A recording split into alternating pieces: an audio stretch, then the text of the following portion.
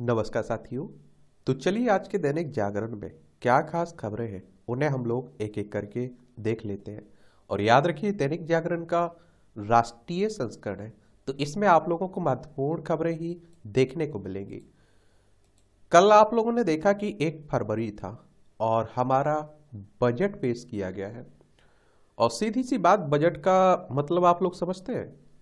आप लोग भी तो अपना बजट बनाते हैं कि आने वाला जो समय होगा उसके लिए कितना खर्च होगा और कितनी आमदनी होगी आपकी। तो उसी तरह से आप देखते हैं कि सरकारें भी अपना बजट तय करती है कि कितना पैसा आएगा और कितना खर्च किया जाएगा। एक आप लोगों ने आर्थिक सर्वेक्षण भी सुना होगा, वो पिछले साल का लेखा जोखा होता है कि कितना खर्च किया गया है, क्या क्या हुआ है। ठीक है। और व्यय, कर, लेन देन, योजनाओं का ब्लू प्रिंट होता है बजट। ये बात आप लोग समझ लीजिएगा। और संविधान के अनुच्छेद अगर 112 को पढ़ेंगे आप लोग, तो वार्षिक वित्तीय विवरण की बात की गई है, बजट शब्द की बात नहीं की गई है। किसकी की गई है? वार्षिक वित्तीय विवरण की बात की गई है अनुच्छेद 112 में। अनुच्छेद 202 को पढ़ेंगे तो राज्य के लिए वार्षिक वित्तीय विवरण की बात की गई है, क्योंकि राज्य भी तो आप देखते हैं कि राज्य सरकारें भी तो बजट अपना पेश करती हैं, तो उसकी बात होती है। और जो हमारा वित्तीय वर्ष है 1 अप्रैल से शुरू होता है और 31 मार्च तक खत्म होता है, ये भी आप लोगों को याद रखना है। और ये शुरुआत कब से हुई थी 1 अप्रैल और 31 मार्च तक की? 1867 से, तभी से चला आ रहा है। वित्तीय वर्ष आप लोगों से अगर पूछे कि कब से कब तक होता है, तो 1 अप्रैल से लेकर 31 मार्च तक। बजट सबसे पहले कहाँ आया था? तो इंग्लैंड में आया था। इंग्लैंड से शुरुआत हुई है इसकी 1760 में, ये भी आपको याद रखना है। अगर हम लोग बजट शब्द की बात करें तो ये फ्रेंच से निकला हुआ है, फ्रेंच भाषा, लातिन शब्द बोल्गा है ना, उससे निकला हुआ है। इसका मतलब होता है चमड़े का थैला। क्या होता है? चमड़े का थैला। ठीक है। और देखिए बजट की बात करें तो 2 तरह का बजट आप लोग सुनते होंगे। एक तो आप लोग अंतरिम बजट सुनते होंगे, इसे आप लोग वोट ऑन अकाउंट बजट भी कह देते हैं। एक आप देखते हैं कि पूर्ण बजट, जो आप देखते हैं पूरे साल के लिए होता है। और जो अंतरिम बजट रहता है ना, इसे अल्प बजट भी कहते हैं। ये 3 से 4 महीने के लिए होता है। और जिस साल आप देखते हैं कि लोकसभा का चुनाव होता है ना, उस समय ये उस साल ये पेश किया जाता है। और लोकसभा चुनाव के बाद भी आपका बजट आएगा, ये बात आप लोग याद रखिएगा। अगर हम लोग भारत में प्रथम बजट की बात करें तो ये आप देखते हैं कि 1860 में आया था। वित्त मंत्री थे जेम्स विल्सन, उनके द्वारा लाया गया था। फिर आप देखते हैं कि 1924 से लेकर 1999 तक फरवरी के अंतिम दिन 5 बजे बजट पेश किया जाता था। ये आप लोग नोट कर लीजिएगा, उठाइए अपना A4 पेज उठाइए, उस पर ये सब जो मैं आंकड़े दे रहा हूँ ना, जो तथ्य बता रहा हूँ ना, ये आप कर लीजिए नोट, क्योंकि अगर क्वेश्चंस पूछा जाएगा तो इन्हीं से पूछा जाएगा। और फिर आपका बजट की जो बातें हैं उनसे क्वेश्चंस पूछा जाएगा। तो आप देखिए 1924 से लेकर 1999 तक बजट कब पेश किया जाता था? फरवरी के अंतिम दिन में और शाम के 5 बजे। ये प्रथा सर बेसिल ब्लैकेट ने शुरू की थी। फिर आप देखेंगे सन 2000 में यशवंत सिन्हा ने सुबह 11 बजे शुरुआत कर दी थी। फरवरी के अंतिम दिन सुबह, लेकिन 11 बजे, शाम के 5 बजे होता था, अब 11 बजे पेश किया जाने लगा। फिर आप देखते हैं कि एक और बात आपको बता दूं, देश के पहले बजट की बात करें तो 26 नवंबर 1947 को हमारे जो के षणमुखम चिट्टी थे वित्त मंत्री साहब, इन्होंने पेश किया था और ये अंतरिम बजट था। और ये 15 अगस्त 1947 से 31 मार्च 1948 तक के लिए था। और आप देखेंगे कि 197.29 करोड़ का बजट था पहली बार ये। ठीक है, ये अंतरिम बजट था, ये आप लोग जान लीजिएगा।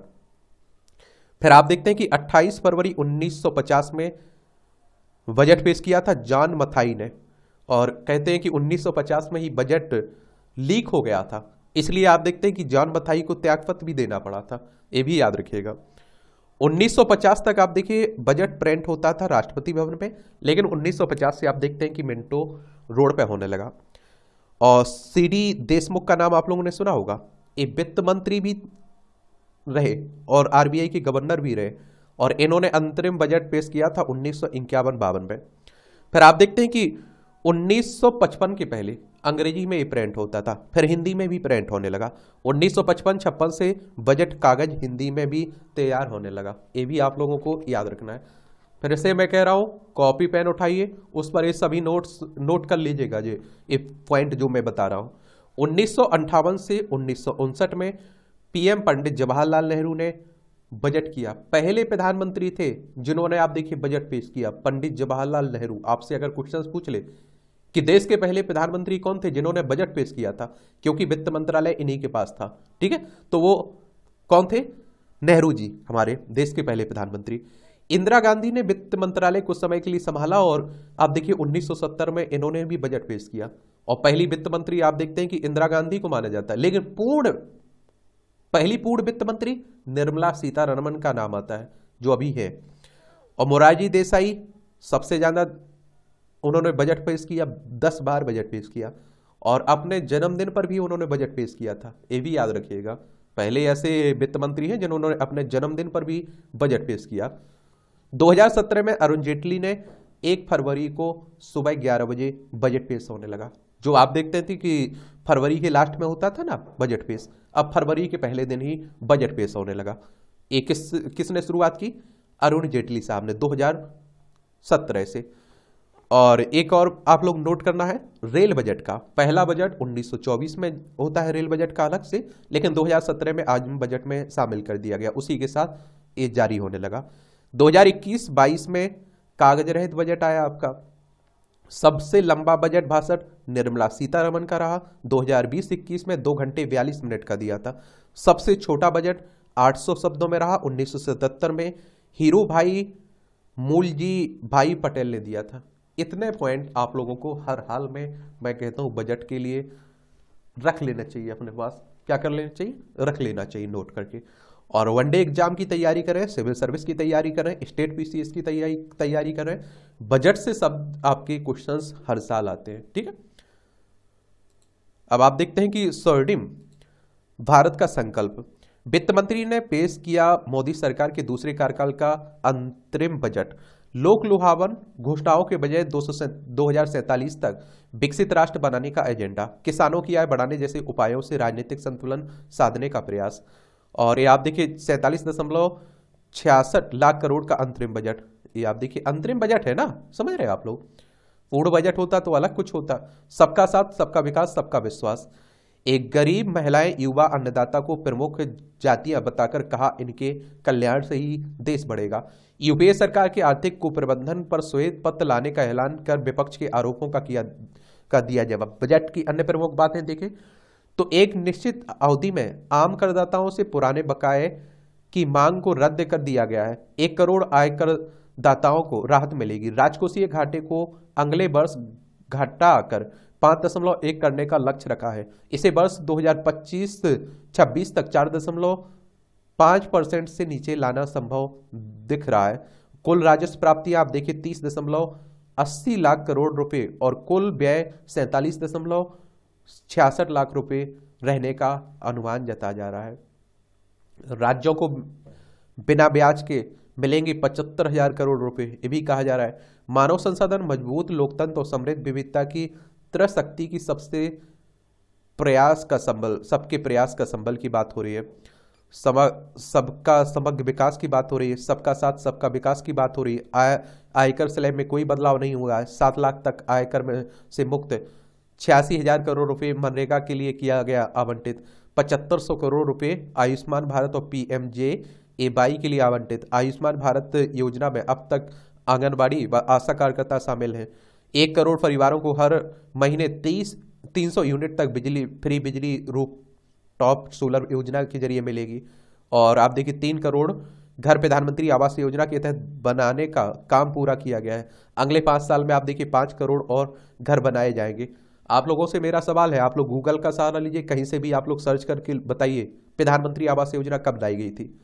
40,000 बोगियों को वंदे भारत ट्रेन के मानकों के अनुरूप बदला जाएगा। 3 नए रेल कॉरिडोर बनाने की घोषणा हो रही है।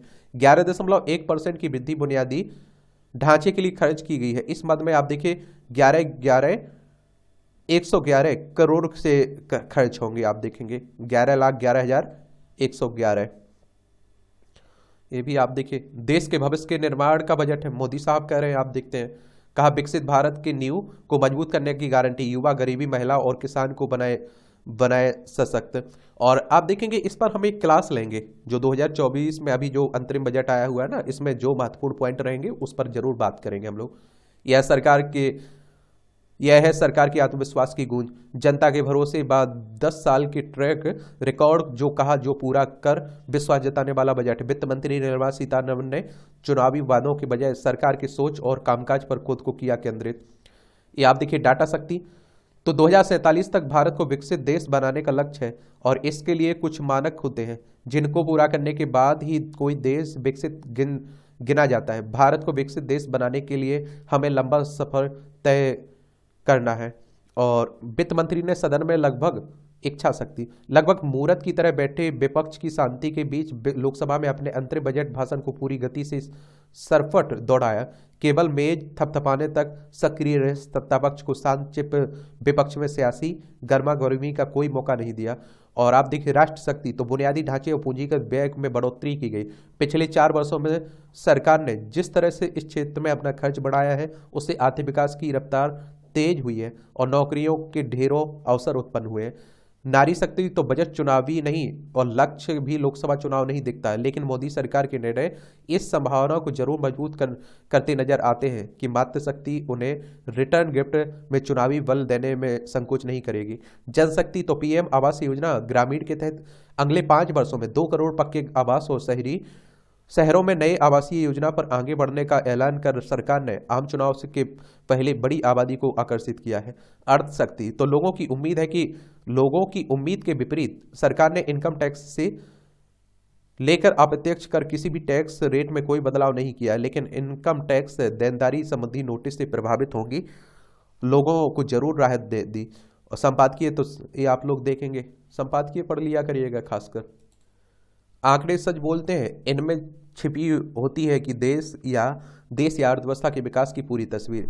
जरूरत है कि इन्हें देखने की, परखने की और समझने की। आंकड़े झूठ नहीं बोलते हैं और दिखाते भी नहीं हैं। अंतरिम बजट 2024-25 के इन्हीं आंकड़ों की जुबानी आइए आपको विकसित भारत के संकल्प की कहानी बताते हैं।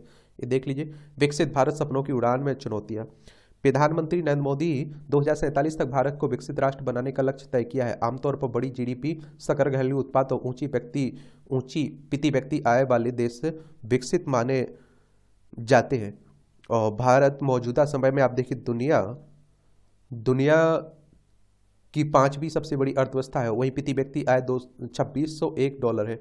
197 देशों में प्रति व्यक्ति आय के मामले में भारत 142वें स्थान पर। भारत को विकसित राष्ट्र बनाने के लिए हमें लंबा सफर तय करना होगा। हम तीसरी इकोनॉमी की बनने की बात करते हैं या 5वीं हम लोग बन चुके हैं, लेकिन आप देखते हैं कि फिर भी परेशानी आप देखते हैं क्या है कि हम लोग प्रति व्यक्ति आय के मामले में अभी भी 142वें स्थान पर है। आप सोचिए 2020-21 में 30,42,230 लाख करोड़, ये आप देखेंगे, और 2019-20 में 27,86,249 लाख करोड़ बजट रहा है। और ये आप देखते हैं कि 1,44,634 किलोमीटर लंबाई हुई है वित्त वर्ष 2022 में राष्ट्रीय राजमार्ग की, जो वित्त वर्ष 2015 में 97,991 किलोमीटर की थी। महिला श्रम बल भागीदार में इजाफा हुआ। पहले आप देखिए 2017-18 में 23.3% था, 2022-23 में आप देखिए 37% था, हो गया। और देखिए यही आंकड़े आप लोग कभी निबंध लिख रहे हैं, आंसर राइटिंग लिख रहे हैं, तो वहां दे सकते हैं आप लोग, ठीक है। भारत की प्रति व्यक्ति आय हुई दुगनी, 1,72,000 हो गई है भारत की प्रति व्यक्ति आय वित्त वर्ष 2022-23 में। अब आप लोग कहोगे कि भैया हमारी नहीं है या किसी की, तो आप देखते हैं कि 10,000 भी नहीं है। आपने देखा होगा बिहार में अभी आंकड़े आए थे जो उसमें कहा जाता है 6,000 भी नहीं है किसी की। तो देखिए औसत निकाली जाती है, यहाँ अमीर और गरीब को बराबर मानकर निकाला जाता है। 86,647 सालाना प्रति व्यक्ति आय थी भारत की वित्त वर्ष 2014-15 में। और आप देखते हैं कि 45,03,097 लाख करोड़ 2023-24 में। ये अमीर देशों में अगर प्रति व्यक्ति आय देखें तो लग्जमबर्ग में सबसे ज्यादा है, 1 लाख आप देखें ये आय डॉलर में है, ये 1,43,320 है, डॉलर की बात हो रही है। और आयरलैंड में आप देखिए 1,37,640 है, सिंगापुर में 1,33,110 है, कतर में 1,14,210, मकाऊ में आप देखिए 98,160, स्विट्जरलैंड में 89,540, यूएई में आप देखिए 88,960, सैन मरीनो में आप देखिए 84,140, नॉर्वे में आप देखिए 82,240, अमेरिका में आप देखिए 80,410 है। ये जरूर आंकड़े याद रखा करिएगा, कई बार आपको सहूलियत भी पहुंचा देते हैं।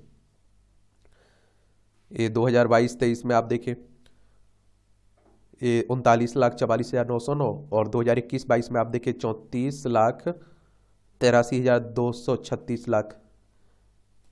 ये आप देख लीजिए, रुपये का हिसाब 1 रुपये के हिसाब से निकाला जाता है ना, सरकार की कमाई हो गई, सरकार का खर्च हो गया 1 रुपये के हिसाब से। देखिए इसमें आप देखेंगे कि सरकार की कमाई की बात करें तो 4 पैसे सीमा शुल्क से आएगा, 18 पैसे माल एवं सेवा कर और अन्य करों से आएगा, 7 पैसे ऋण भिन्न प्राप्तियों से आएगा, 1 पैसा ऋण भिन्न पूंजी प्राप्तियों से आएगा, 5 पैसे केंद्रीय उत्पाद शुल्क से आएंगे, 19 पैसे आयकर से, और आप देखते हैं कि 17 पैसे कॉरपोरेट कर से, 28 पैसे उधार एवं अन्य देयताओं से आएंगे, देयता से। अब सरकार का खर्च अगर आप देखें तो आप देखेंगे कि 6 पैसे आर्थिक सहायता में खर्च होगा, 8 पैसे रक्षा क्षेत्र में, 8 पैसे वित्त आयोग एवं अन्य अंतरण में, 20 पैसे करों और शुल्क में राज्यों का हिस्सा, 4 पैसे पेंशन में चला जाएगा, 9 पैसे अन्य व्यय में चला जाएगा, और आप देखते हैं कि ये 8 पैसे आप देखेंगे केंद्रीय प्रायोजित योजनाओं में चला जाएगा, 16 पैसे केंद्रीय क्षेत्र की योजनाओं में चला जाएगा, 20 पैसे ब्याज अदायगी करना होगा, हमारा ब्याज लगता है जो हम लोग ऋण लिए हो उस पर चला जाएगा। तो ये आप लोग देख सकते हैं, अपने स्तर पर भी इसे निकाल सकते हैं कि हमने इतना लिया, इतना हमारी आय है और इतना हमारा खर्च होगा। अगर आप देखेंगे कि घाटा, अगर खर्च ज़्यादा हो रहा है तो नॉर्मल सी बात है कि घाटा रहेगा हमें। 2.4 गुना बढ़ गई इनकम टैक्स रिटर्न फाइल करने वालों की संख्या। 10 दिन है रिटर्न का औसत प्रोसेसिंग समय 2014 के 93 दिन से घटकर 1.66 लाख करोड़ हो गया है। औसत मासिक जीएसटी संग्रह वित्त वर्ष 2023-24 में 3 गुना से अधिक बढ़ गया है। 10 साल में देश का प्रत्यक्ष कर संग्रह टैक्स नेट भी बढ़ा। 1 करोड़ लोगों को फायदा होगा बकाया प्रत्यक्ष कर मांग वापस लेने। जीएसटी से कारोबार करना हुआ आसान। 94% इंडस्ट्री के लोग जीएसटी के सकारात्मक सुधार के तौर पर देखते हैं और 80% लोगों का मानना है कि जीएसटी से सप्लाई चेन का प्रभावी इस्तेमाल किया जा सकता है और यानी इससे सप्लाई चेन की क्षमता बढ़ी है। अग्री फार्म के सर्वे के आधार पर ये बताया जा रहा है। ये आप देखिए बजट एक नज़र में देख लीजिए आप लोग। राजस्व प्राप्तियां देख लीजिए, ये वास्तविक आपकी 2022-23 की वास्तविक है और ये आप देखिए 2023-24 की अनुमान है, संशोधित अनुमान है और 2024-25 में बजट अनुमान है। तो इसमें आप देखें राजस्व प्राप्तियां देखें आप, तो थोड़ा जूम कर लेते हैं भैया आपको परेशानी ना हो। मुझे तो चिंता है आप लोगों की, आपको हो या ना हो। तो राजस्व प्राप्तियां आप देखेंगे 23,83,206। फिर आप देखें कि इसकी पीडीएफ टेलीग्राम पर डाल दूंगा तो वहां से डाउनलोड करके पढ़ लीजिए, देख लीजिए आंकड़े। और इसमें आप देखते हैं कि ये 2022-23 के लिए वास्तविक है कितना राजस्व प्राप्तियां 23,83,206। फिर 2023-24 में ये अनुमान है, ये संशोधित अनुमान है, बजट अनुमान है। ये शब्द रखिएगा, हम डायरेक्ट आंकड़े बता रहा हूं आपको। तो आप देखिए 26,32,281। ये आप देखिए 26,99,713। फिर आप देखिए 30,01,275। कर राजस्व की बात करें तो आप देखते हैं कि 20,97,786। फिर आप देखिए 23,30,631। फिर आप देखिए 23,23,918। फिर आप देखें कि 26,01,574। कर भिन्न राजस्व की बात करें तो आप देखेंगे कि ये आपका 2,85,421। फिर आप देखिए 3,01,650, 3,75,795, 3,99,701। अब पूंजी प्राप्तियों की बात करें अगर हम लोग तो इसमें आप देखते हैं कि 18,09,951, 18,70,816, 17,90,773। और बजट अनुमान की बात करें इसमें 2024-25 में तो 17,64,494। अब आप देखिए ऋणों की वसूली की बात करें तो 26,161 और 1 करोड़ में है सब आंकड़े 23,000, 26,000, 29,000। अन्य प्राप्तियों की बात करें तो आप देखेंगे इसमें 46,035, 61,000, 30,000, 50,000। उधार और अन्य देयताएं की बात करें तो 17,37,775, 17,86,816, 17,34,723, 73, 16,85,494। कुल प्राप्तियों की बात करें तो आप देखते हैं कि कुल प्राप्तियों में आपका राजस्व प्राप्तियां हो जाती हैं और पूंजी प्राप्तियां हो जाती हैं दोनों जोड़ के।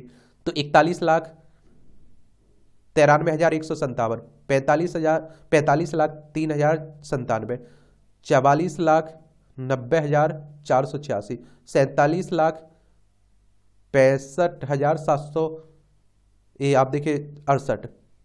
कुल व्यय की अगर हम बात करें तो आप देखेंगे कि इसमें आपका एक तो आप देखते हैं कि राजस्व खाते पर और आप देखिए ये 13 पूंजी खाते पर दोनों जोड़ के बताए जाते हैं। तो 41,93,157, 45,03,097 और 44,90,486, 47,65,768।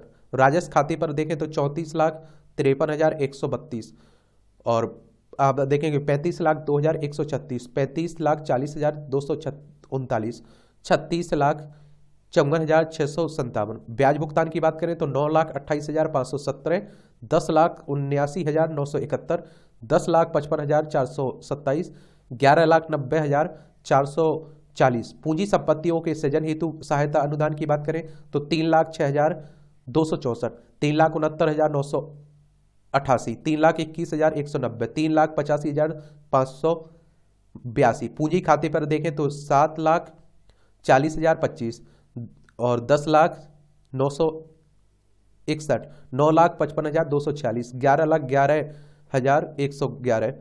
राजस्व घाटा की अगर हम बात करें तो आप देखिए 10,1, इसमें से 10,1 की बात हो रही राजस्व घाटा में, यानी कि कहने का मतलब राजस्व खाते पर और आप देखते हैं कि राजस्व प्राप्तियों, इन दोनों को निकाला जाता है इनसे। तो ये आप देखते हैं कि राजस्व घाटा 10,69,926, 8,69,855, 8,40,527, 6,53,383। प्रभावी राजस्व घाटा की बात करें तो इसमें आप देखते हैं कि राजस्व घाटा और इसमें आप देखते हैं पूंजी संपत्तियों के सृजन हेतु सहायता अनुदान, इसे घटाया जाता है। ठीक है, ये सब आप लोगों से कहता हूं कि इकोनॉमी में पढ़ लिया करिएगा। आप लोगों से बार बार कह रहा हूं ना कि आप लोग क्या करिए, एनसीईआरटी पढ़िए, इकोनॉमी के लिए स्पेशल किताब पढ़िए, सब तो वहां आप लोगों को मिलेंगे। ठीक है, इतना तो बेस मजबूत रखा करिएगा ना आप लोग, एनसीईआरटी पढ़ेंगे तो सब समझ में आएगा आपको। तो इसमें आप देखते हैं प्रभावी ये राजस्व घाटा आप देखने और प्रभावी राजस्व घाटा तो 7,63,662, 4,99,887 और 5,19,327 और 2,67,801। राजकोषीय घाटे की बात करें तो इसमें आप देखें कि एक तो आपका कुल व्यय रहेगा, फिर माइनस आपका क्या क्या रहेगा, एक तो आपका राजस्व प्राप्तियां, फिर आप देखिए ऋणों की वसूली, अन्य प्राप्तियां, ये जोड़ के घटाया जाएगा। तो ये 17,37,755, 17,86,816, 17,34,773, 16,85,494। प्राथमिक घाटे की बात करें तो इसमें आप देखिए राजकोषीय घाटा से माइनस कर देना आप लोग क्या ब्याज भुगतान की, तो 8,09,238, 7,06,845, 6,79,346 और 4,95,054। सभी राशि करोड़ रुपए में आपको पहले भी बता चुका हूं। तो इसी को आप लोग बजट क्लास समझ लीजिएगा, इतने विस्तार से थोड़ी बजट में आपकी बात मालूम चलता। धान और गेहूं की बढ़ती खरीदारी, 3 लाख करोड़ रुपए की खरीदारी की ई मंडियों के जरिए अब तक आप देखेंगे 2020-21 में 30 थी, 2021-22 में आप देखते हैं कि 29, और धान की बात कर रहा हूँ 2022-23 में 28 और 2023-24 में 38 हो गई। एक गेहूं की बात करें तो 2020-21 में 390 लाख मैट्रिक टन में है, 2021-22 में 433 और 2022-23 में 188 और 2023-24 में 162। ठीक है, बढ़ता हुआ औसत मासिक जीएसटी संग्रह देख लीजिए, 1 लाख करोड़ में है। 2019 में 1 लाख करोड़, 2020 में आप देखते हैं कि 2021 में 0.9, 2022 में 1.2 और 2023 में 1.5 और 2024 में 1.7 लाख करोड़ रही है। ठीक है, बढ़ता गया पूंजीगत खर्च, तो ये पूंजीगत खर्च लाख करोड़ रुपए में दिख रहा है। 2019 में देख लीजिए, 2019, 2018, 2019, 2020, 2021, 2022, 23, 24, 25, देखिए किस तरह से बढ़ रहा है। पूंजीगत खर्च जीडीपी के प्रतिशत के तौर पर बढ़ रहा है। अब आप देखेंगे अंतरिम बजट पेश होने के बाद गुरुवार को सेंसेक्स 106 अंक की गिरावट के साथ बंद हुआ। अब तक कुल 8 वित्त मंत्रियों ने बजट पेश किया है और बजट जारी जाने के दिन बीएसई के सेंसेक्स की तरह प्रतिक्रिया 4 बार पिछले 6 वर्ष में बजट के दिन बीएसई सेंसेक्स ने दिया पॉजिटिव रिटर्न।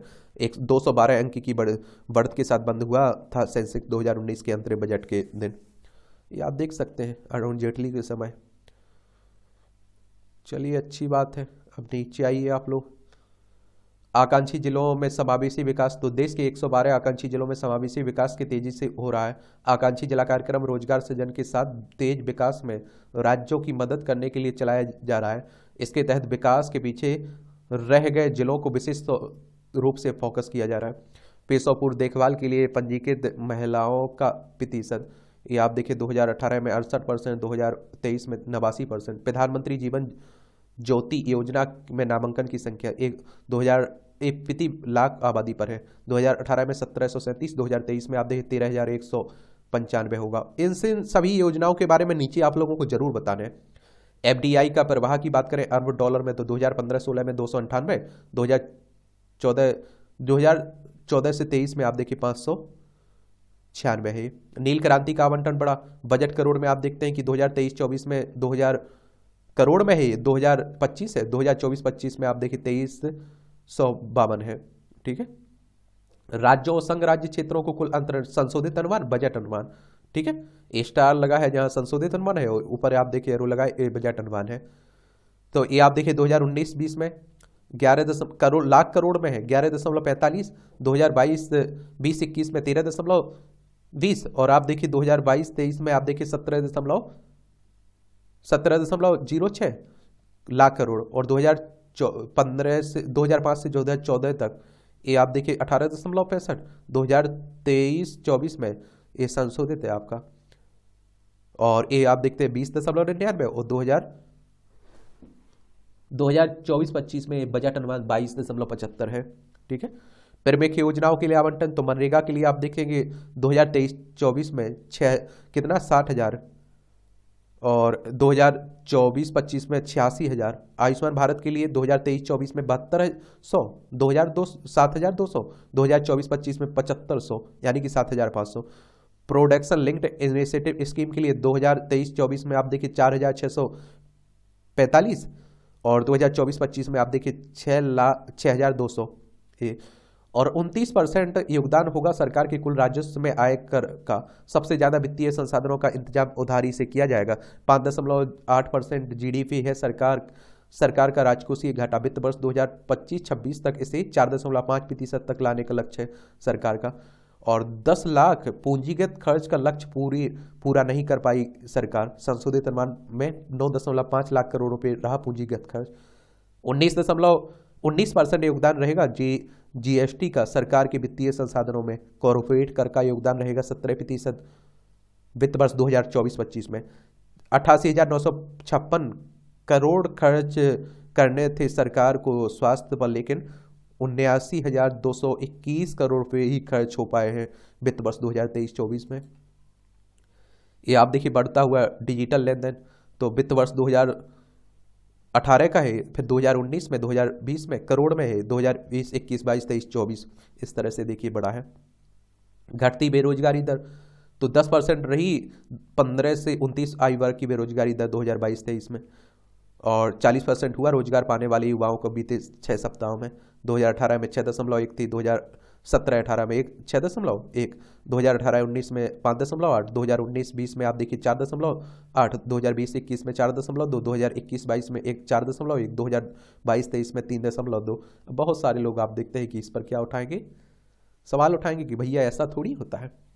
अब मंत्रालयों को कितना आवंटन किया गया है, सभी आंकड़े लाख करोड़ रुपए में है, ये याद रखिए। 6.2 रक्षा मंत्रालय को, 2.03 गृह मंत्रालय को, 2.13 उपभोक्ता मामलों खाद्य एवं सार्वजनिक वितरण मंत्रालय को, 2.55 रेल मंत्रालय को, 1.77 ग्रामीण विकास मंत्रालय को, 1.37 संचार मंत्रालय को, 1.68 रसायन और उर्वरक मंत्रालय को, 2.78 सड़क परिवहन एवं राजमार्ग मंत्रालय को, 1.27 कृषि एवं किसान कल्याण मंत्रालय को। रक्षा मंत्रालय को देखिए सबसे ज्यादा मिला है, 6.2 लाख करोड़ रुपए मिले हैं और जरूरी है। बजट के बाजीगर तो केंद्रीय वित्त मंत्री निर्मला सीतारमण ने बृहस्पतिवार को अपना छठा बजट पेश किया। नरेंद्र मोदी सरकार के दूसरे कार्यकाल का ये आखिरी बजट था। आइए जानते वित्त मंत्री निर्मला सीतारमण और बजट टीम में शामिल अधिकारियों के बारे में जिन्होंने बजट दस्तावेज तैयार करने में मदद की है। आप देखते हैं निर्मला सीतारमण वित्त मंत्री, भाजपा की वरिष्ठ नेता निर्मला सीतारमण भारत की पहली पूर्णकालिक महिला वित्त मंत्री है। इससे पहले भी पहली पूर्णकालिक महिला रक्षा मंत्री भी रह चुकी है। कर्नाटक से राज्यसभा सदस्य सीतारमण लगातार 6 बजट पेश करने वाली सिर्फ दूसरी वित्त मंत्री होंगी। मोरारजी देसाई ये उपलब्धि हासिल करने वाले पहले वित्त मंत्री थे। टीवी सोमनाथन वित्त सचिव टीवी सोमनाथन 1987 बैच के आईएएस अधिकारी हैं। आप लोग भी जाएंगे ना इस फील्ड में, तब आपको मालूम चलेगा, आप भी इसी तरह से जुड़ेंगे, आप भी बजट तैयार करने में मदद करेंगे। और ये तमिलनाडु कैडर के अधिकारी सोमनाथ इससे पहले प्रधानमंत्री कार्यालय पीएमओ में थे। वर्ष 2020 में वित्त मंत्रालय के व्यय सचिव बने थे। अर्थशास्त्र पर उनके 80 पेपर और लेख प्रकाशित हो चुके। इसके अलावा टीवी सोमनाथन 2 किताबें भी लिख चुके। अजय सेठ सचिव डीईए, अजय सेठ आर्थिक मामलों के विभाग के सचिव हैं। वे कर्नाटक कैडर के 1987 बैच के आईएएस अधिकारी। वर्ष 2021 में वित्त मंत्रालय आए थे और बजट डिवीजन की अगुवाई की। उन्होंने G20 ब्लॉक के फाइनेंस ट्रैक के प्रमुख के तौर पर भी सेवाएं दी हैं। सितंबर 2023 से में भारत ने G20 शिखर सम्मेलन की मेजबानी की थी। और आप देखिए, नेता तो कहने के लिए होते हैं कि चला रहे हैं देश, असल में तो आप ही लोग चलाते हैं जब अधिकारी बन जाते हैं। तुहिन कांत पांडे सचिव टीपम, ये आप देखिए दीपम तुहिन कांत पांडे निवेश एवं सार्वजनिक संपत्ति प्रबंधन विभाग से के सचिव हैं। 1987 बैच के उड़ीसा कैडर के आईएएस अधिकारी हैं। तुहिन कांत पांडे ने एयर इंडिया के निजीकरण और जीवन बीमा निगम आईपीओ में अहम भूमिका निभाई। वित्त मंत्रालय आने के पहले वे उड़ीसा में प्रमुख सचिव थे। ये संजय मल्होत्रा राजस्व सचिव संजय मल्होत्रा राजस्थान कैडर के 1990 बैच के आईएएस अधिकारी हैं। वे आईएएस की परीक्षा में अपने बैच के टॉपर रहे हैं। इससे पहले मल्होत्रा वित्तीय सेवाएं विभाग के प्रमुख सचिव रह चुके। बजट बनाने की प्रक्रिया में संजय मल्होत्रा ही की जिम्मेदारी कर राजस्व बढ़ाने की थी। बजट भाषण तैयार करने में भी अहम भूमिका। विवेक जोशी सलाहकार, विवेक जोशी बजट पर वित्त मंत्री के शीर्ष सलाहकार के समूह में सबसे नए हैं। जोशी नवंबर 2022 में वित्तीय सेवाएं विभाग के सचिव के तौर पर वित्त मंत्रालय के आए थे और वे हरियाणा कैडर के 1989 बैच के आईएएस अधिकारी हैं। और इससे पहले विवेक जोशी भारत के रजिस्ट्रार जनरल और जनरल कमिश्नर भी रहे हैं। बी अनंत नागेश्वरन मुख्य आर्थिक सलाहकार की अनंत नागेश्वरम को अर्थव्यवस्था से जुड़े मामलों के में सीतारमण के सबसे करीबी सलाहकारों में से एक माना जाता है। नागेश्वरम के पास आर्थिक सर्वेक्षण की जिम्मेदारी है। आर्थिक सर्वेक्षण बजट से पहले जारी किया जाता है। अंतरिम बजट के चलते इस बार आर्थिक सर्वेक्षण पेश नहीं हुआ है, ठीक है, क्योंकि कम समय के लिए है ये बजट। तो इतना आप लोग बजट के लिए पढ़ लेंगे ना तो आपका काम चल जाएगा, ठीक है। और एक कोशिश करेंगे कि सेपरेट क्लास रखी जाए। अगर उसी को आप लोग सेपरेट क्लास बनाना चाहें तो बना सकते हैं, जो 32 मिनट की है ना, इसी में सभी आंकड़े आपको मिल जाएंगे। ज्ञानवापी तल ग्रह में हरि की 30 साल बाद आरंभ हुई पूजा आरती। ये बनारस में आप देख रहे हैं, कहा जाता है ना कि शिव भगवान के मंदिर को तोड़कर ये मस्जिद बनाई गई है। जिला अदालत के आदेश का प्रशासन ने कराया पालन। ब्रह्म मुहूर्त से नियमित अनुष्ठान प्रारंभ। 5 पहर होगी भोग आरती। विश्वनाथ मंदिर न्यास परिषद के पुजारियों ने संभाली जिम्मेदारी। विराजमान हनुमत प्रभु और मां गंगा के वाहन मकर का भी विधि विधान से किया गया, ये आप देखेंगे। शरद माहौल में शांत विपक्ष सक्रिय, सत्ता पक्ष ने किया एक दूसरे को हैरान। ना टोका टोकी हुई, ना शोर शराबा। वित्त मंत्री सीतारमण ने लोकसभा में सरपट दौड़ाई अंतरिम बजट की। अंतरिम बजट आ गया ना 2024-25 के लिए। राजस्थान में हिजाब पहनकर आने पर स्कूल में नहीं मिलेगा प्रवेश। शिक्षा मंत्री मदन दिलावर ने कहा कि छात्रा स्कूल ड्रेस में नहीं मिलेगी तो उनके साथ शिक्षक पर भी होगी कार्रवाई। पिछले दिनों हिजाब पर आपत्ति के खिलाफ मुस्लिम समुदाय की छात्राओं ने थाने का किया था घेराव। आप लोग इस पर क्या सोचते हैं?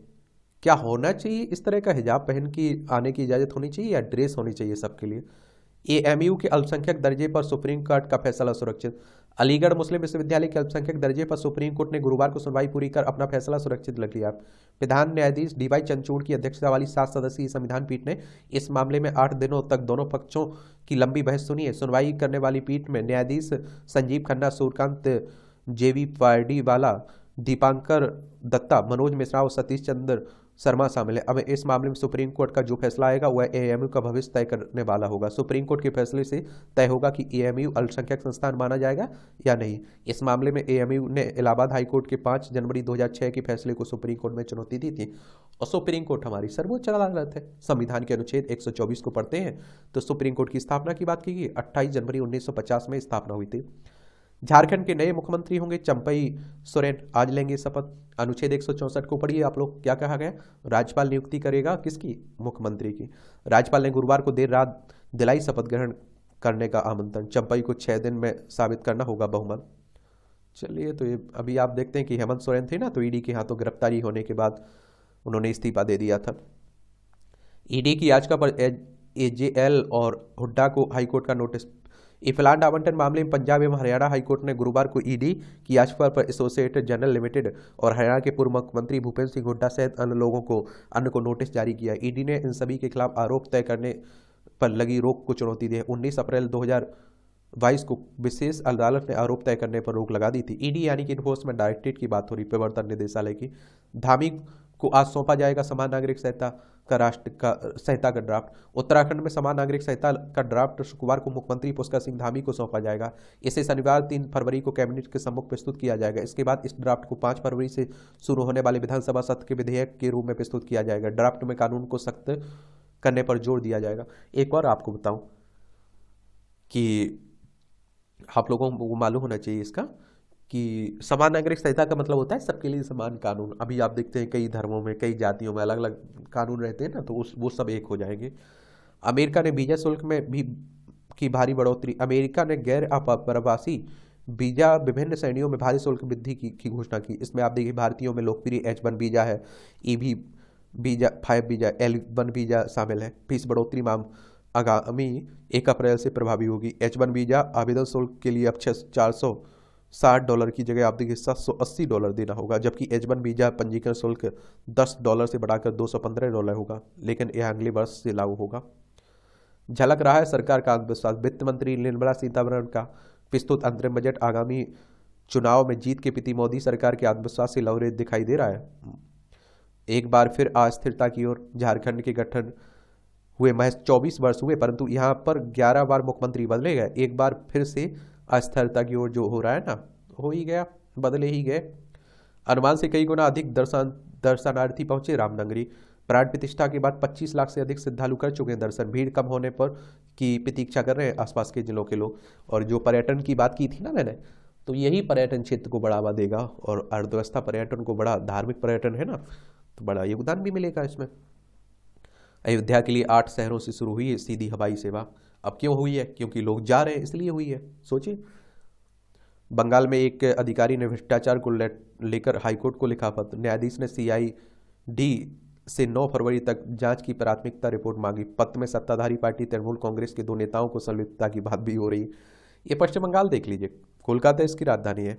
उड़ीसा, झारखंड, बिहार, सिक्किम और असम से सीमा लगती है। अंतर्राष्ट्रीय सीमा नेपाल, भूटान, बांग्लादेश से लगती है। ममता बनर्जी यहाँ की चीफ मिनिस्टर हैं। काफ़ी यहाँ विवाद होता रहता है। 2.78 लाख करोड़ की अनुमानित राशि निर्धारित की गई। सड़क परिवहन मंत्रालय के लिए बजट सड़क पर फोकस। राष्ट्रीय राजमार्ग के निर्माण की गति की बात करें तो 2014-15 में 12 प्रतिदिन किलोमीटर के हिसाब से हो रही है। ये आंकड़े आप लोगों के लिए काफ़ी मजबूत रहते हैं और आप लोग लिख सकते हैं। उसमें 12 थी और अब आप देखिए 2022-23 में 28 किलोमीटर प्रति दिन के हिसाब से बढ़ी। बड़ा रक्षा बजट तीनों सेनाओं को चुनौतियों के लिए करेगा तैयार। ये 27,000 करोड़ बढ़कर 6.21 लाख करोड़ किया गया रक्षा आवंटन का और 1.72 लाख करोड़ पूंजीगत अधिग्रहण के लिए रक्षा क्षेत्र में आत्मनिर्भर बनने पर जोर देने की बात हो रही है। 2024-25 में कुछ बड़े अधिग्रहणों को मूर्त रूप देकर तीनों सेनाओं के आधुनिकीकरण के गैप को भरना है। 1 लाख आप देखिए 41,205 करोड़ रुपए रक्षा पेंशन के लिए आवंटित, जो पिछले वित्त वर्ष से 2.27% अधिक है। 13,700 फीट की ऊंचाई पर लद्दाख में न्योमा एयरफील्ड का होगा विकास। कई अन्य अहम परियोजनाओं भी शामिल हैं। 65,000 कितना, माफ करिए 6,565 करोड़ रुपए आवंटित किए गए। भारत चीन सीमा पर लगातार खतरे को देखते हुए सीमा सड़क संगठन को कई परियोजनाओं जारी होंगी। 2047 तक विकसित राष्ट्र बनने का भरोसा है, हमारे राजनाथ सिंह कह रहे हैं। बुनियादी ढांचे को 11.11 लाख करोड़ का सगुन। बजट में पूंजीगत व्यय में आप देखिए 11.1% की बढ़ोतरी के साथ इंफ्रा विकास पर सरकार का फोकस। 9.5 लाख करोड़ की राशि खर्च हो जाने का अनुमान पूंजीगत व्यय में इस साल मार्च तक। 10 सालों में विमान क्षेत्र का हुआ कायापलट, हवाई अड्डों की संख्या दुगनी बढ़कर 149 हुई। 17 नए हवाई अड्डे, हवाई मार्ग 1.3 करोड़ यात्रियों को उनके गंतव्य तक पहुंचा रहे हैं। पूंजीगत व्यय की बात करें तो आंकड़े लाख करोड़ में अनुमानित बजट में 2020-21 में 4.39, 2020-21-22 में आप देखिए 5.54, 2022-23 में 7.5 और 2023-24 में 10 और 2024-25 में 11.11। मेडिकल और आप देखिए मेडिकल शिक्षा को सुलभ बनाने का जारी रहेगा प्रयास।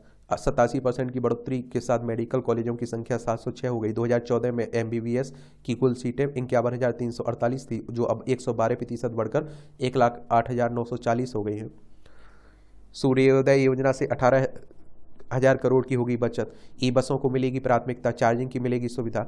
2030 तक देश में कोल गैसिफिकेशन से 10 करोड़ टन गैस निकालने का लक्ष्य। 35 लाख नई नौकरियां मिलेंगी।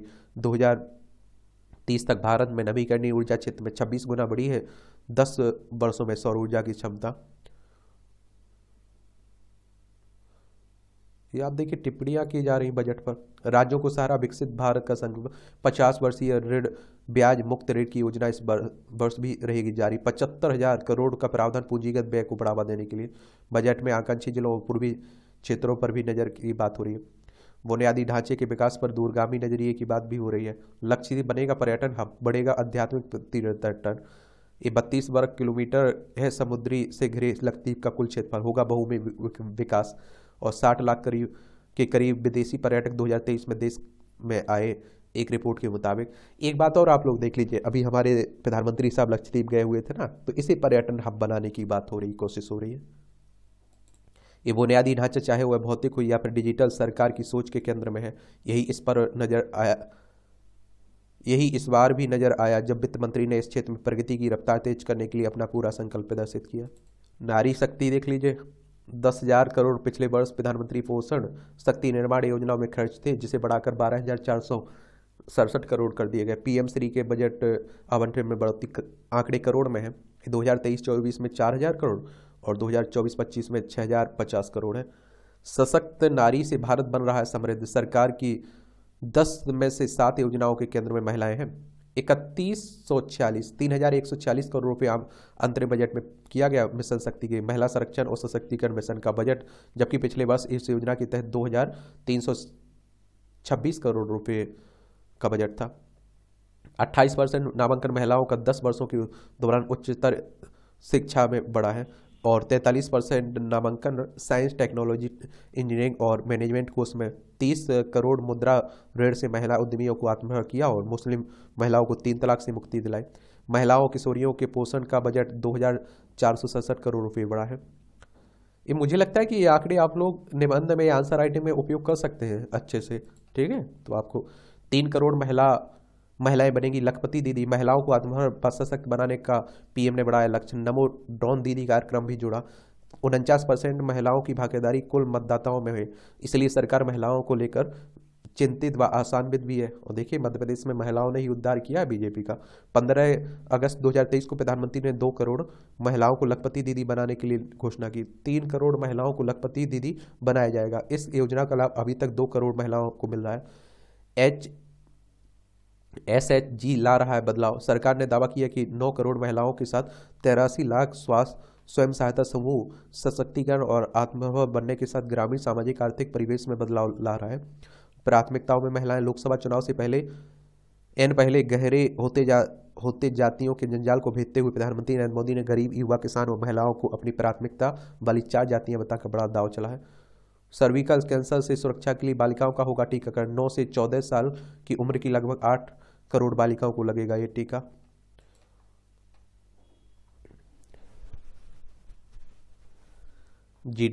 GDP मॉडल से विकास की नई उड़ान। भू राजनीतिक चुनौती के बाद भी भारत सबसे अधिक विकास करने वाला देश है। आगामी वित्त वर्ष 2024-25 में भारत की विकास 7% रहने का अनुमान है। 10 वर्षों में इन 7 सेक्टरों पर किया गया फोकस। सभी प्रकार के इंफ्रास्ट्रक्चर, फिजिकल और डिजिटल दोनों पर जोर रहा है। रोजगार बढ़ा और आगामी वित्त वर्ष के लिए भी पूंजी के खर्च में 11% की बढ़ोतरी। देश के सभी क्षेत्रों को आर्थिक विकास में भागीदारी बनाया गया है और नॉर्थ ईस्ट को मुख्य धारा में लाने का काम किया। डिजिटल पब्लिक इंफ्रास्ट्रक्चर तैयार किया गया जो 21वीं सदी में आर्थिक विकास की गाड़ी है। डिजिटल भुगतान में हम सबसे आगे हो गए हैं। एक राष्ट्र एक कर के रूप में जीएसटी को लागू किया गया है। वित्तीय सेक्टर को मजबूत बनाया गया है जिससे बचत, ऋण सभी में बढ़ोतरी। विदेशी निवेश प्रोत्साहन के लिए international financial services sectors authority बनाई गई। सरकार ने महंगाई को काबू में रखा है। विकसित भारत के लक्ष्य के आड़े नहीं आएगी बढ़ती जनसंख्या और जनसांख्यिकीय बदलाव पर नजर रखने की समिति के गठन का ऐलान। विकसित भारत की यात्रा में इससे पैदा होने वाली चुनौतियों को लेकर देगी अपनी सिफारिश। 2024 में जनगणना एनपीआर शुरू होने की संभावना नहीं है। अंतरिम बजट में केवल 1277 करोड़ रुपये आवंटित हुए। आम चुनाव के कारण जनगणना टालने की संभावनाएं बढ़ रही है। जनगणना की बात करें तो देखिए हर 10 साल में होती है ना, 2021 में होनी थी लेकिन नहीं हो पाई। 1872 में लॉर्ड मेयो के समय से शुरू हुई थी और नियमित जनगणना 1881 से लॉर्ड रिपन के समय से शुरू हुई थी।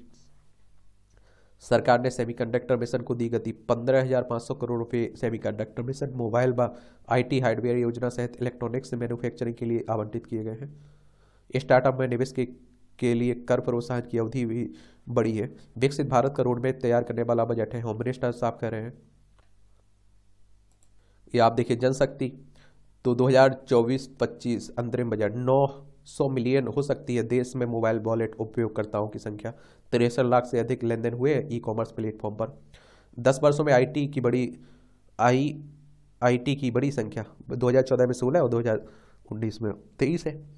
ऐसे डिजिटल हो रहा है, आप देखेंगे देश। वर्ष 2026 तक डिजिटल अर्थव्यवस्था 1000 अरब अमेरिकी डॉलर तक पहुंचने की उम्मीद है। वर्ष 2016 में लॉन्च होने के बाद से यूपीआई के जरिए भुगतान में महत्वपूर्ण वृद्धि हुई है। पिछले वर्ष 950 से अधिक तकनीकी स्टार्टअप स्थापित हुए। स्टार्टअप इंडिया में 2.1 लाख ऋण दिए गए हैं 84% महिला उद्यमियों को। नेस्कॉम की हालिया रिपोर्ट के अनुसार 31,000 से अधिक स्टार्टअप के लिए संचयी फंडिंग वर्ष 2019 से 2023 तक $70 बिलियन से अधिक हो गई है। डिजिटल क्रांति और समावेशी विकास में प्रौद्योगिकी के उपयोग से भारत की अर्थव्यवस्था को प्रोत्साहन मिला है। सरकार ने 2026 तक डिजिटल अर्थव्यवस्था को 1000 अरब अमेरिकी डॉलर तक पहुंचाने चाहती है। गूगल, टेमासेक बाद देखिए बैन एंड कंपनी और बैंक ऑफ अमेरिकी की रिपोर्ट भी इस पर मुहर लगाती है और अनुमान है कि यह लक्ष्य 2030 तक प्राप्त होगा। रिपोर्ट भारतीय अर्थव्यवस्था एक समीक्षा में कहा गया है कि पिछले 9 वर्ष में हुए सुधारों में तकनीक व डिजिटल प्लेटफॉर्मों के उपयोग से यह संभव हुआ है। डिजिटल अर्थव्यवस्था को गतिमान रखने में startup, artificial intelligence, AI, computer के बुनियादी ढांचे का निर्माण और ई कॉमर्स को प्रोत्साहन प्रमुख कारक रहेंगे। 2016 में लॉन्च होने के बाद से यूपीआई यूनिफाइड पेमेंट्स इंटरफेस महत्वपूर्ण वृद्धि देखी गई। एक रिपोर्ट के अनुसार भारत में इंटरनेट उपयोगकर्ताओं की संख्या 2023 तक आप देखेंगे कि 800 मिलियन तक पहुंचने की उम्मीद है। बीते 6 वर्ष में यूपीआई में भुगतान की संख्या और राशि आंकड़ों में डिजिटल लेनदेन की संख्या करोड़ में है। देख लीजिए 2017-18 में 2071, 2018-19 में 3134, 2019-20 में 4572, 2021-20 में 5554, 2021-22 में 8840, 2022-23 में 13,462। डिजिटल भुगतान की राशि लाख करोड़ में तो 2017-18 में 1,962, 2018-19 में 2,482, 2019-20 में 2,953, 2020-21 में 3,000, 2021-22 में 3,021, 2022-23 में 3,344। 1.14 लाख स्टार्टअप, 12 लाख से अधिक नौकरियां। वित्त मंत्रालय ने भारतीय अर्थव्यवस्था की हालिया समीक्षा में कहा है कि देश में 1.14 लाख से अधिक स्टार्टअप अब तक 12 लाख से अधिक नौकरियां पैदा की हैं। वैश्विक चुनौतियों के बावजूद भारत वैश्विक स्तर पर भी सबसे बड़ा तकनीकी स्टार्टअप परिस्थिति तंत्र बना है। एआई की महत्वपूर्ण भूमिका तो 1,000 अरब की डॉलर की डिजिटल अर्थव्यवस्था बनाने में एआई की महत्वपूर्ण भूमिका होने वाला है।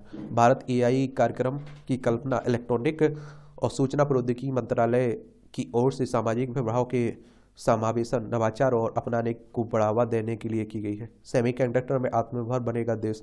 भारत सेमीकंडक्टर मिशन की डिजिटल इंडिया कॉरपोरेशन के अंतर्गत स्वयं स्वतंत्र व्यापार विभाग के रूप में स्थापित किया गया है। इलेक्ट्रॉनिक व सेमीकंडक्टर में आत्मनिर्भरता के लिए 76,000 करोड़ रुपए के कुल परिव्यय के साथ सेमीकॉन इंडिया कार्यक्रम को मंजूरी देकर गति दी गई। ई कॉमर्स बाजार 31% CAGR ने बढ़ने की उम्मीद। भारत में ई कॉमर्स डिजिटल भुगतान में वृद्धि का प्रमुख चालक है। भारत में ई कॉमर्स बाजार में 31% चक्रवृद्धि वार्षिक विकास दर से बढ़ने की उम्मीद है। ई कॉमर्स बाजार की वृद्धि से भारत में ऑनलाइन खरीदारों की संख्या बढ़ी है, जिससे वर्ष 2025 तक 220 मिलियन तक पहुंचने की उम्मीद है।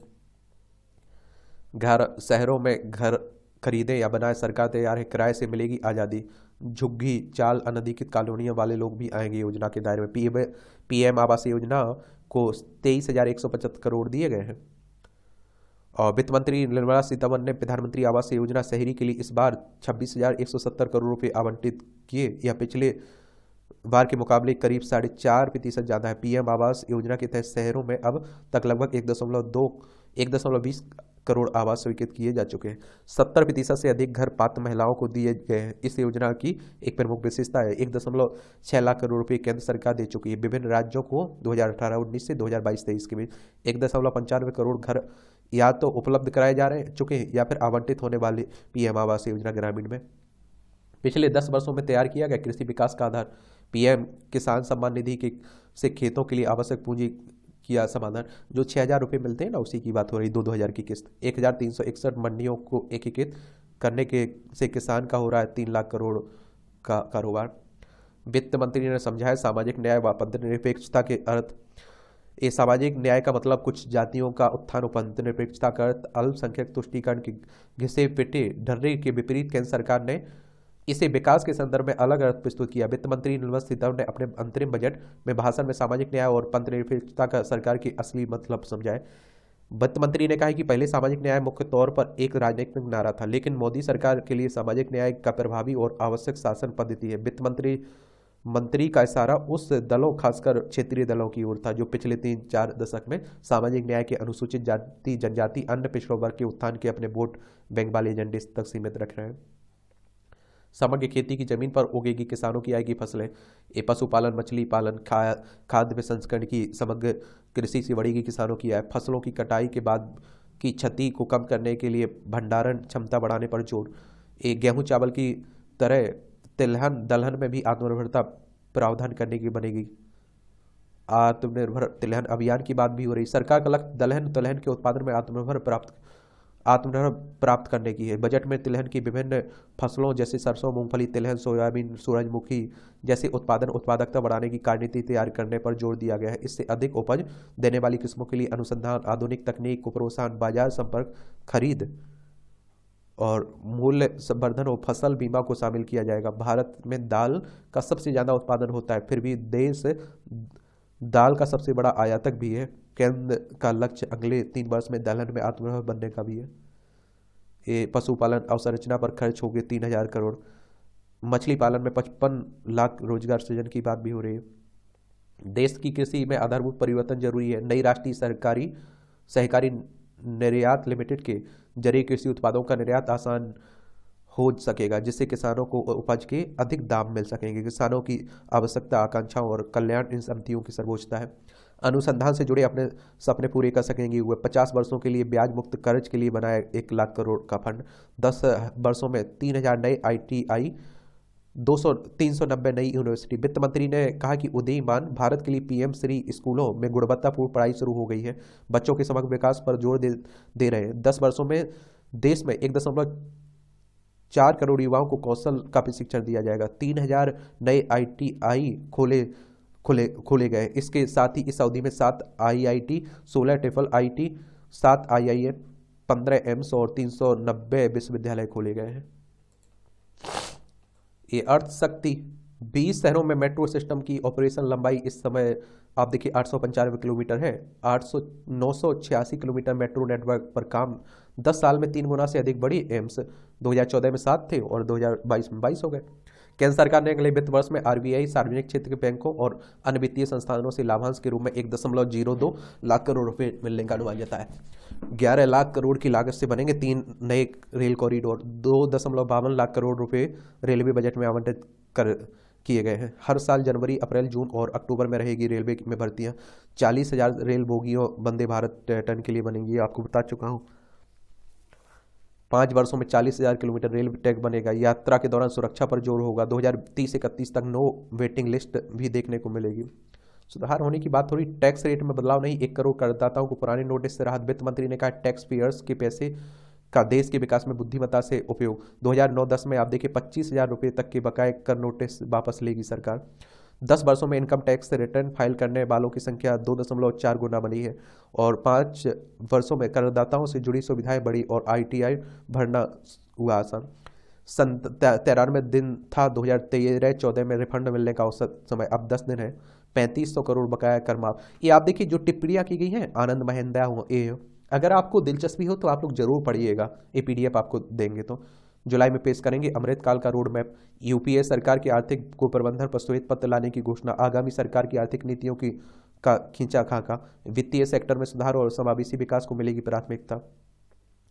बजटीय घोषणा से EV और सोलर क्षेत्र के शेयरों में उछाल। 52 सप्ताह के नए उच्च स्तर पर पहुंचे KPI ग्रीन एनर्जी के शेयर 2 और दिन भर के उतार चढ़ाव के बाद गिरकर बंद हुए घरेलू शेयर बाजार। चालू वित्त वर्ष में विनिवेश का लक्ष्य घटाया। अगले वर्ष 50,000 करोड़ का अनुमान है। चालू वित्त वर्ष में 51,000 करोड़ के बजट के लक्ष्य के साथ 30,000 करोड़ की मिलने की उम्मीद है।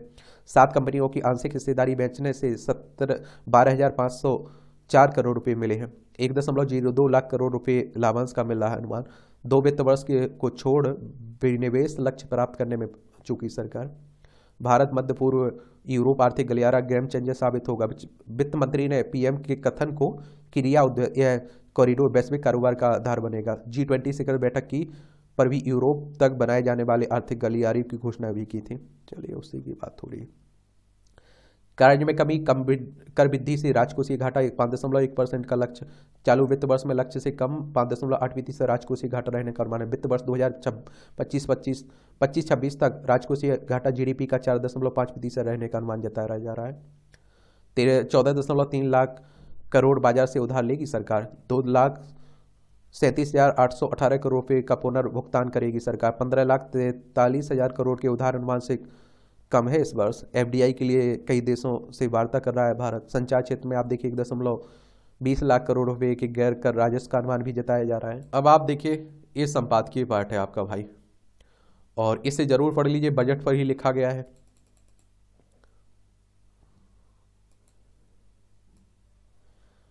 या ऐसा करते हैं हम लोग, इतनी क्लास आपकी रोक देते हैं, ठीक है, और हम संपादकीय पाठ से आगे अगली क्लास में देख लेंगे, क्योंकि एक बड़ी क्लास हो रही है। आप देखते हैं कि 57-58 मिनट की हो गई है और इसमें जो आंकड़े बताए गए हैं, जो बजट के बारे में आपको एक सामान्य जानकारी दी गई है, इतना आप लोग पढ़ लेंगे आपके लिए काफ़ी रहेगा। अब बजट पर जो आर्टिकल लिखे जा रहे हैं, जो बातें कही जा रही हैं, उस पर हम लोग अगली क्लास में बात कर लेंगे, ठीक है। तो इतनी क्लास आप लोग फॉलो कर लीजिए पहले, और इसमें जो बताए गए हैं वो नोट भी आपको तैयार कर लेना, नोट्स, ठीक है। और आगे टाइम जब भी मिलेगा तो बजट पर एक